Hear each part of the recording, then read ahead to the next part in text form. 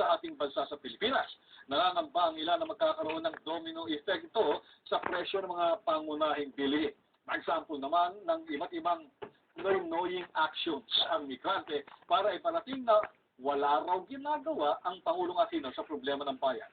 Yan po ang Balitang Middle East ni Florante Catad.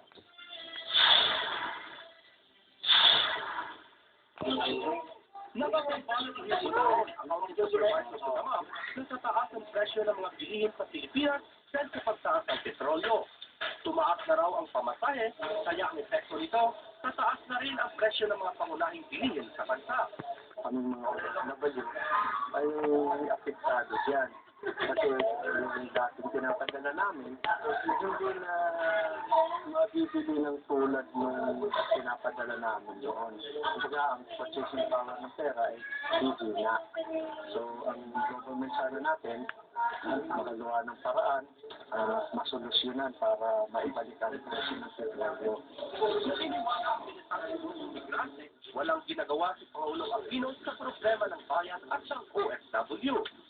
Si Noynoy Aquino ay isang noy-noying na presidente ng Pilipinas.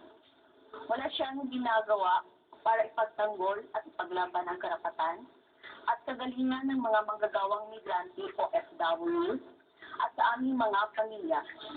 Ipinakita ng mga opisyal na migrante ang ibang noy-noying action para ipakita na hindi nagtatrabaho si Pinoy. Mga dahilan bakit siya noy-noying sa aming pagtingin.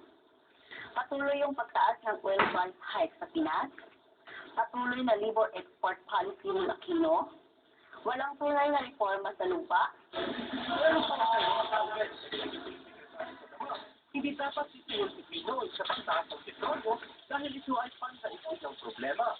Hindi na siguro nararapat pa natin susihin yung gobyerno natin sa pagtaas ng oil prices sa bansa natin dahil considered as worldwide phenomenon na yun eh. Lahat naman ng bansa sa buong mundo ay apektado. Kung Pilipinas lang siguro ang apektado, yun, para sa akin, pwede na siguro tayo magreklamo.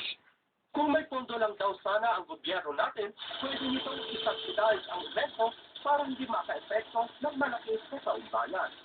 Nagpabalita sa Middle East, Florante Catad, Damam, Saudi Arabia.